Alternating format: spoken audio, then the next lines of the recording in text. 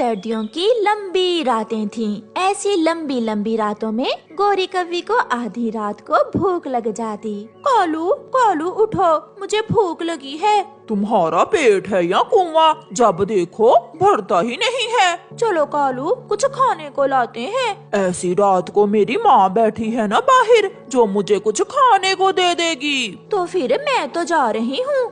ऐसे गोरी कव्वी घर से निकलती है। गोरी कव्वी चिड़िया के घर के बाहर जाकर बैठ जाती है और आहिस्ता आहिस्ता बिल्ली की आवाज निकालती है। मियाऊ, मियाऊ। मम्मा, बाहर बिल्ली है, उसे भूख लगी होगी। मियाऊ, मियाऊ। हाँ बेटी, आप उसे थोड़ा सा भोजन दे दें। मियाऊ, मियाऊ। गोरी ऐसे बिल्ली की आवाजें निकालकर पत्तों में छुप जाती है। बिल्ली तो नहीं है, ये बिल्ली कहाँ गई? मैं भोजन यहाँ रख देती हूँ, शायद बिल्ली मुझे देखकर डर गई होगी। गुड़िया वहाँ घर के बाहर भोजन रखकर घर चली जाती है।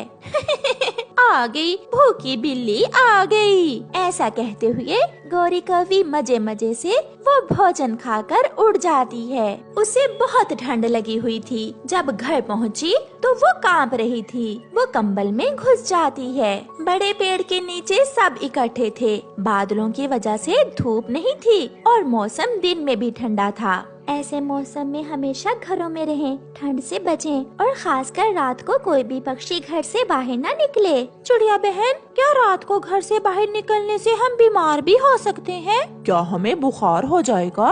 बुखार भी हो सकता है, फ्लू भी, और अगर नमूनिया हो जाए तो बहुत मुश्किल हो सकती है। कालू, चलो छोड़ो इस चिड़िया की बातों को, मुझे इसकी बातें पसंद नहीं है। गोरी बहन, मैं सच कह रही हूँ, ठंड लग जाने से नमूनिया हो जाता है, जो बहुत खतरनाक बीमारी है। गोरी कव्वी कहाँ सुधरने वाली थी। वो लंबी रात अपने घर में कैसे गुजार सकती थी। वो आज फिर घर से निकलती है।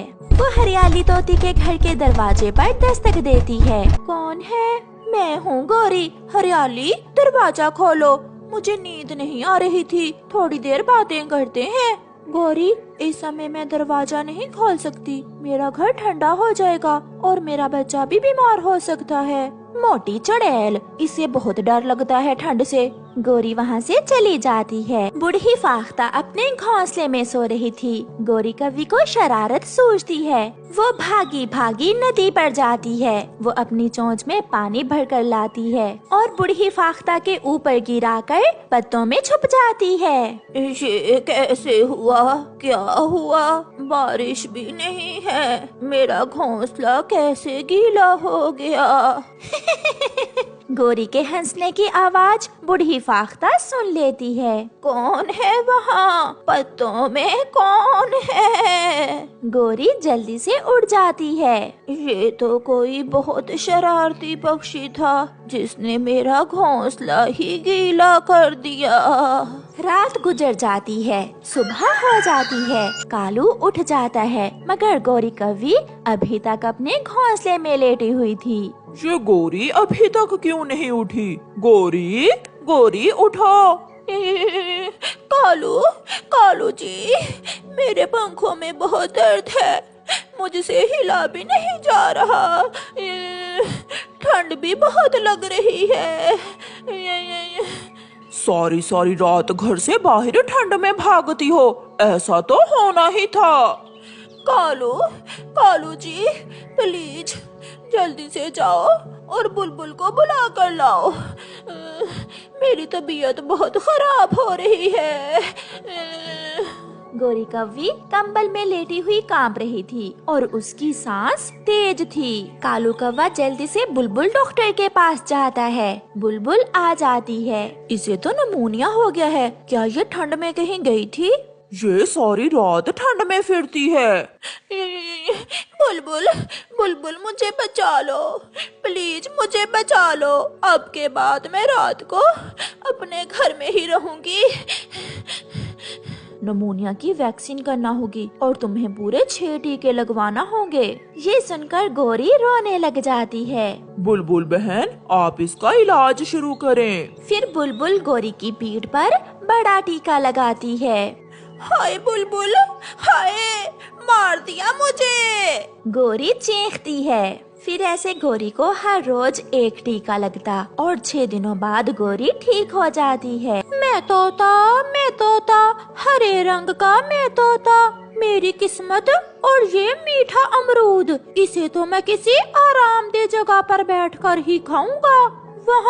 वहाँ ऊंचे पेड़ पर बैठकर खाता हूँ मैं ये मीठा मीठा अमरूद। ऐसा सोचते हुए मिट्ठू अपना पका हुआ अमरूद लेकर ऊंचे पेड़ पर चला जाता है। ऐसी स्वादिष्ट चीज खाने से पहले मुझे प्रार्थना करना होगी ताकि दोबारा भी मुझे ऐसा ही अमरूद मिल सके। मिट्ठू अमरूद अपने सामने रखकर आंखें बंद करके प्रार्थना करने लगता है। पीछे से भूखी गोरी कव्वी आती है और चुपके से मिट्ठू का अमरूद उठाकर भागती है। रुको गोरी की बच्ची, ये अमरूद मेरा है, रुको। मिट्ठू पीछे पीछे और गोरी कव्वी आगे आगे। गोरी तो दूर पहाड़ों की तरफ निकल जाती है और थक हार कर मिट्ठू एक पेड़ पर बैठकर रोने लग जाता है। गुजरती हुई चिड़िया वहाँ आती है। मिट्ठू, क्यों रो रहे हो बच्चों की तरह? वो गंदी कव्वी ले उड़ी मेरा मीठा अमरूद, वो मेरा मीठा अमरूद ले उड़ी।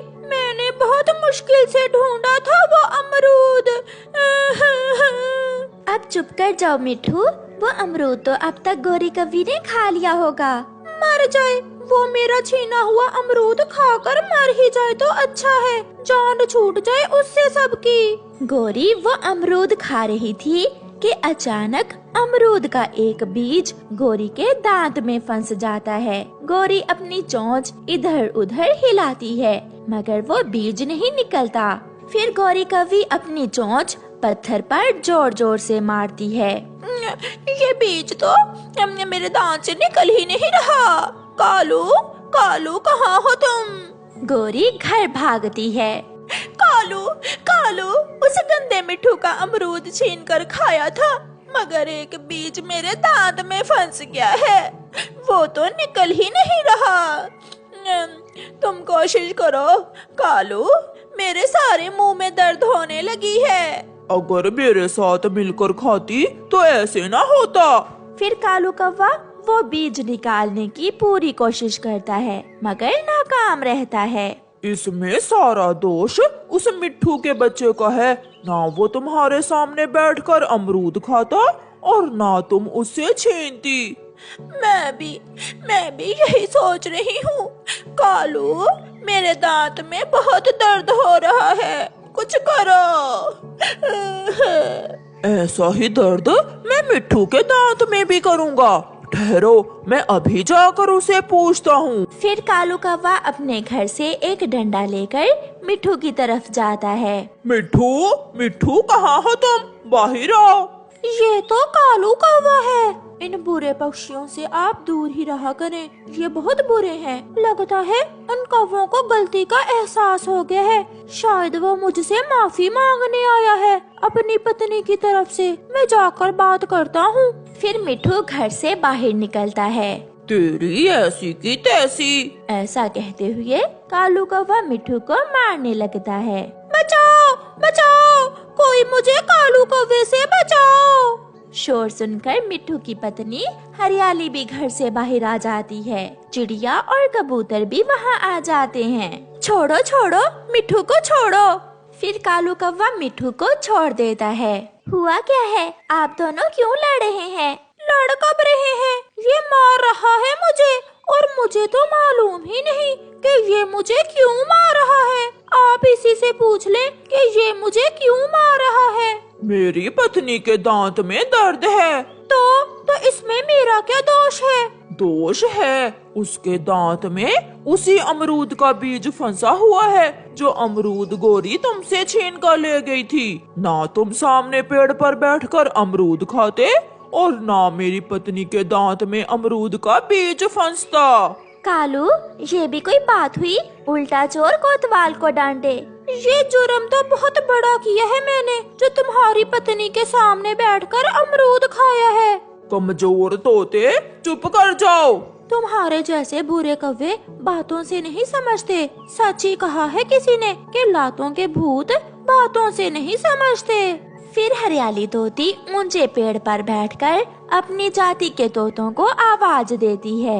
देखते ही देखते आसमान नीले से हरा हो जाता है और वहाँ तोते ही तोते जमा हो जाते हैं। मारो इसे मारो, इस बुरे कौवे ने मेरे पति को बहुत मारा है। चिड़िया बचा लो मुझे, चिड़िया बचा लो मुझे। तुम्हारा पिटना बहुत जरूरी है कालू कौवे। फिर वो तोते मिलकर अपनी तेज चोंचे मार मार कर कालू कौवे का बुरा हाल कर देते हैं। कालू कौवा रोता हुआ घर जाता है। कालू जी क्या हुआ, तुम रो क्यों रहे हो? गोरी मेरे दांत में भी दर्द है, बहुत मारा है उन हरे तोतों ने मिलकर मुझे, बहुत मारा है। यहाँ भी मारा है, मर गया, हाय मैं मर गया।